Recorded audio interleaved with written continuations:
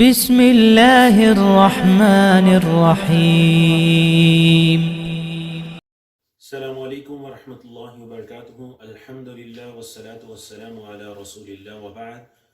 قال رسول اللہ صلی اللہ علیہ وسلم انما الاعمال بالنیات، وقال علیہ الصلاة والسلام من عمل عملا لیس علیہ امرنا فہو رد۔ یہ دو وہ حدیث ہیں جن کو علماء کرام نے دین کی اساس اور بنیاد قرار دیا۔ پہلی حدیث یہ کہ اعمال کا دار و مدار نیتوں پر ہے، اور دوسری حدیث یہ کہ جس نے کوئی ایسا کام کیا لیس علیہ امرنا، جو ہمارے معاملے کے مطابق نہیں ہے، ہمارا معاملہ اس کے مطابق نہیں ہے، فہو رد، تو اس کا وہ عمل مردود ہے۔ اور بعض شارحین حدیث کے نزدیک وہ شخص بھی مردود ہے، اس کا بھی رد کیا جائے گا، اس کے اس عمل کا بھی رد کیا جائے گا۔ آپ کے علم میں ہے کہ ہم جس زمانے سے گزر رہے ہیں یہ اللہ رب العزت کی طرف سے ایک ابتلا اور آزمائش کا زمانہ ہے۔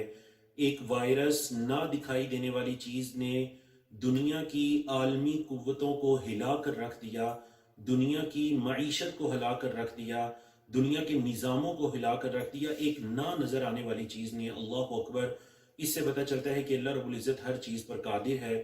اللہ رب العزت نے دین اسلام نبی کریم صلی اللہ علیہ وسلم کے ذریعے ہم تک پہنچایا۔ اب دیکھیے، جب یہ اللہ کی طرف سے یہ آزمائش آتی ہے، بہت سے بندوں کے لیے یہ آزمائش اس لیے رحمت بنتی ہے کہ ان کو اللہ کی طرف واپس پلٹنے کا موقع ملتا ہے، لیکن کچھ بندوں کے لیے یہ آزمائش مزید آزمائش بن جاتی ہے کہ وہ دین کے اندر ایسے ایسے کاموں کو ان کا آغاز کرنا شروع کر دیتے ہیں کہ جن کی اس سے پہلے کوئی نظیر اور مثال نہیں ملتی۔ اب آپ اس کی ایک مثال لے لیجئے کہ ہمارے معاشرے کے اندر یہ جو آذانوں کا سلسلہ شروع کیا گیا کہ رات کو ایک وقت منتخب کر لیا گیا کہ رات کو 10 بجے یا اتنے بجے وہ اذانوں کا سلسلہ شروع ہو جائے گا، ہر کوئی اپنے چھت کے اوپر چڑھ کر وہ اذانیں دے گا۔ تو میرے بھائیو، یہ دین کے اندر ایک اضافہ کہلاتا ہے۔ اضافہ کیوں کہلاتا ہے کہ دیکھیے، کیا اللہ کے نبی علیہ الصلوۃ والسلام کے زمانے میں جو آپ علیہ الصلوۃ والسلام پر آزمائشیں آئیں، کیا اللہ کے نبی علیہ الصلوۃ والسلام نے ایسا کوئی کام کیا؟ آپ دیکھیے، غزوہ احد کے اندر آزمائش آتی ہے، غزوہ احزاب کے اندر آزمائش آتی ہے کہ سارے قبائل مل کر مسلمانوں کا خاتمہ کرنے کے لیے مدینہ کے ارد گرد جمع ہو جاتے ہیں۔ کیا اللہ کے نبی علیہ الصلوۃ والسلام سے ایسی احادیث ملتی ہے کہ اللہ کے نبی علیہ الصلوۃ والسلام نے ایسی اذانوں کو مشروع قرار دیا ہو؟ اس کے علاوہ آپ دیکھیے، اللہ کے نبی علیہ الصلوۃ والسلام کے زمانے کے بعد حضرت عمر کا دور آتا ہے، وبا پھیلتی ہے جسے طاعون امواس کہا جاتا ہے، شام کے، یعنی اس کا آغاز فلسطین کے علاقے قدس سے ہوتا ہے اور پھر شام تک چلا جاتا ہے۔ شام کے علاقوں میں یہ وبا پھیلتی ہے، لیکن کیا انہوں نے ایسی اذانوں کو دیا؟ اگر صحابہ کرام نے ایسی اذانوں پر عمل نہیں کیا تو پھر میں اور آپ کون ہوتے ہیں دین کے اندر اس چیز کا اضافہ کرنے والے؟ چلیں اس کو بھی ایک سائڈ پہ رکھیے۔ آپ کو یہ یاد ہے کہ آپ کے معاشرے میں آج سے چند سال پہلے تک بھی اللہ رب العزت کی طرف سے ایسی آزمائشیں آتی ہیں؟ کیا ہمارے معاشرے میں ایسی کسی سنت پر یا کسی مستحب ایسے کام پر عمل ہوتا تھا؟ یعنی کسی ایسی چیز کو مستحب قرار دیا جاتا تھا؟ آپ کے علم میں ہے کہ 2005 کے اندر ایک زلزلہ آیا جو کئی دن تک جاری رہا۔ کیا ایسی اذانوں کو آپ نے دیکھا؟ یعنی 2005 کے اندر جس عمل کی کوئی حیثیت نہیں تھی، کسی نے آپ کی اس طرح توجہ نہیں دلائی، اور وہ کیونکہ وہ دین کا حصہ نہیں ہے، تو وہ آج 2020 میں وہ کام مستحب اور سنت کیسے ہو گیا؟ آپ کے علم میں ہے کہ اس 2005 کے زلزلے سے پہلے ہمارے خاص کر راولپنڈی، اسلام آباد، ان علاقوں کے اندر ایک سیلاب آیا۔ اس سیلاب نے کتنی تباہی مچائی، بارشوں کا سلسلہ ہوا، کیا ایسی اذانوں کو دیا گیا؟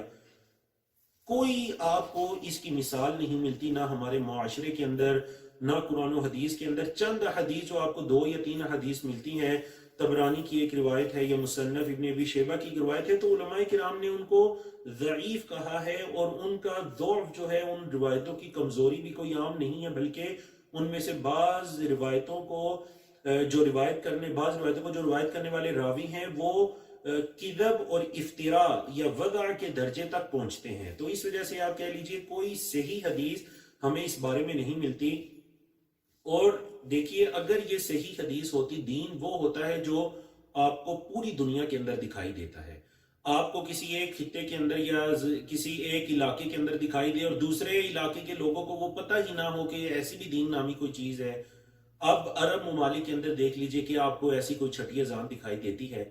آپ یورپی ممالک کے اندر دیکھ لیجئے، آپ افریقی ممالک کے اندر دیکھ لیجئے، آپ مصر، سعودی عرب، امارات، کویت، ان تمام ممالک کے اندر کوئی آپ کو ایسی اس کی مثال دکھائی دیتی ہو نہیں۔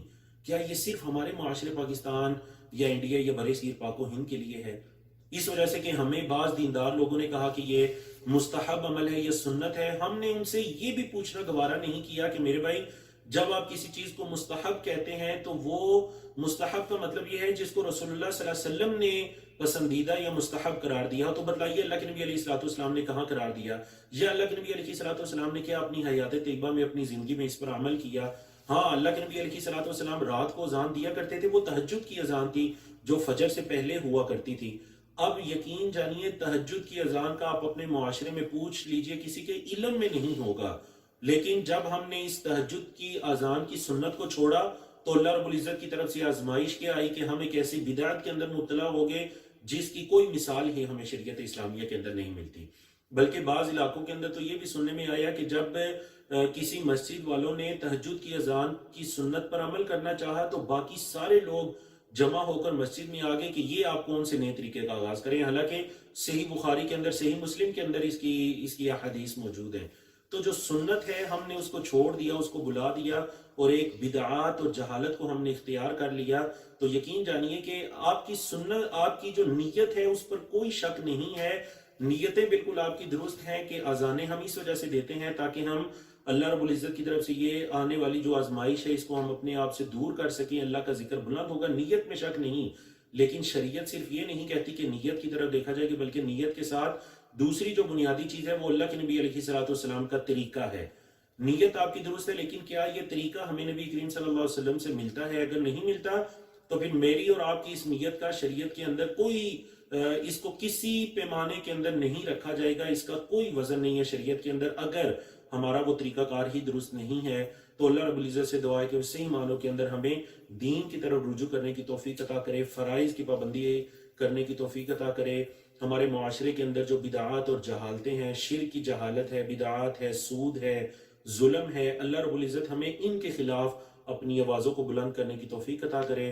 وما توفیقنا الا باللہ، اقول قولی ھذا استغفر اللہ لی ولکم ولسائر المسلمین من کل ذنب۔ السلام علیکم ورحمۃ اللہ وبرکاتہ۔